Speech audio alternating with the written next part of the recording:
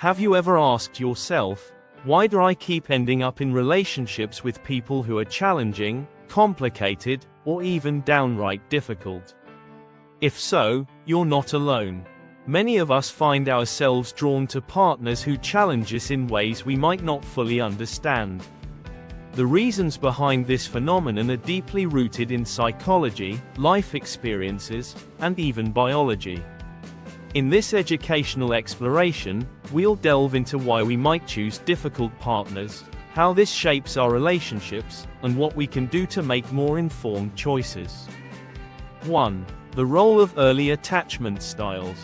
One of the most well-researched areas of relationship psychology is the concept of attachment styles. These are patterns of behavior and expectations we develop in our earliest relationships, typically with our primary caregivers. Secure attachment. If our caregivers were consistent, responsive, and nurturing, we are likely to develop a secure attachment style. This means we are comfortable with intimacy and independence in relationships. Anxious attachment. If our caregivers were inconsistent, sometimes attentive, other times neglectful, we may develop an anxious attachment style. People with this style often crave closeness but fear rejection or abandonment. Avoidant attachment. If our caregivers were emotionally unavailable or dismissive, we may develop an avoidant attachment style. Avoidant individuals tend to value independence and often struggle with intimacy. Research suggests that people with insecure attachment styles, anxious or avoidant, are more likely to end up in challenging relationships. This is because they unconsciously seek out partners who reinforce their internalized beliefs about relationships. For example, an anxiously attached person might be drawn to someone who is emotionally unavailable, hoping to win their love and validation. 2. Unconscious patterns and familiarity. The phrase, "we date our parents," may sound unsettling, but it's often true in a metaphorical sense. Our early experiences shape our internal blueprint for relationships. This means we might be unconsciously drawn to partners who remind us of our caregivers, even if those dynamics were unhealthy. Example, if you grew up with a parent who was highly critical, you might find yourself attracted to partners who are similarly critical. On some level, you may be trying to fix the dynamic or prove your worth. This phenomenon is known as repetition compulsion, a term from psychoanalysis that describes our tendency to repeat unresolved conflicts from the past in the hope of achieving a different outcome. 3. The allure of challenge and growth. Humans are wired to seek growth and self-improvement, and relationships are one of the primary ways we do this. Choosing a difficult partner can be a subconscious way of pushing ourselves out of our comfort zones. Example, a person who struggles with emotional vulnerability might be drawn to a partner who challenges them to open up, even if it feels uncomfortable or frustrating at times. Psychologists often describe this as the tension between our actual self, who we are now, and our ideal self, who we want to become.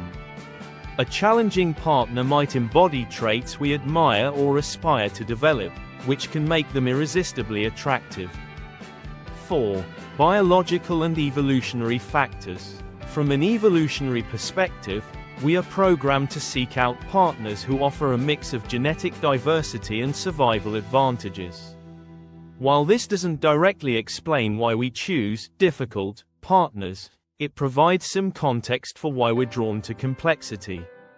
Unpredictability. Studies show that unpredictability can increase attraction.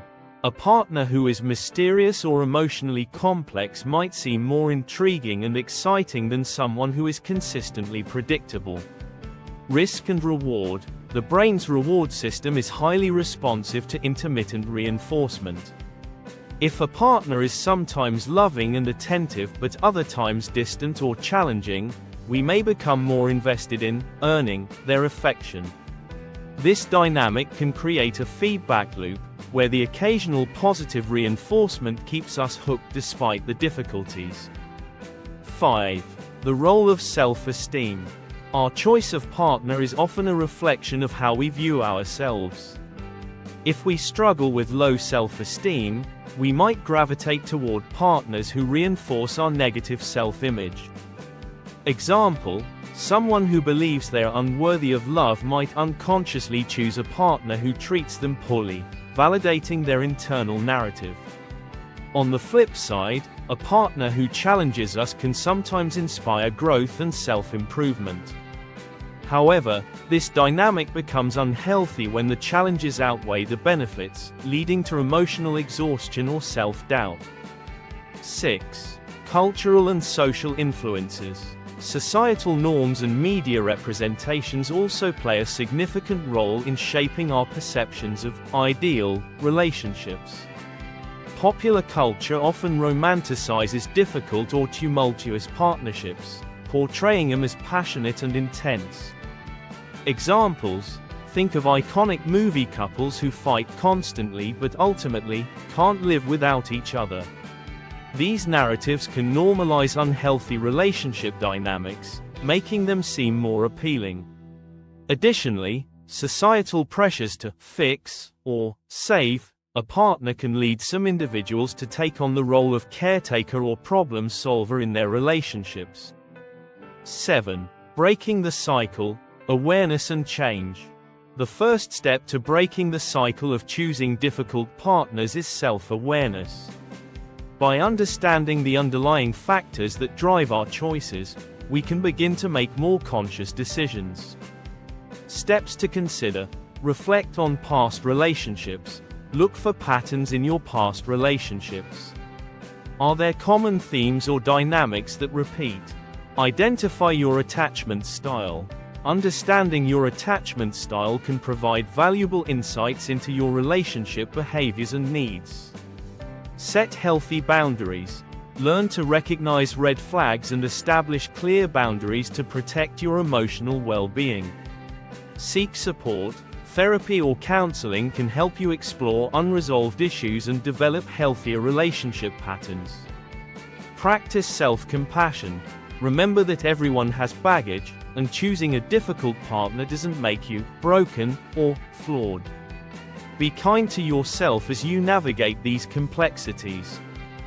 Conclusion: choosing a difficult partner is not inherently bad or wrong. In fact, many challenging relationships can lead to profound personal growth and deeper emotional connections.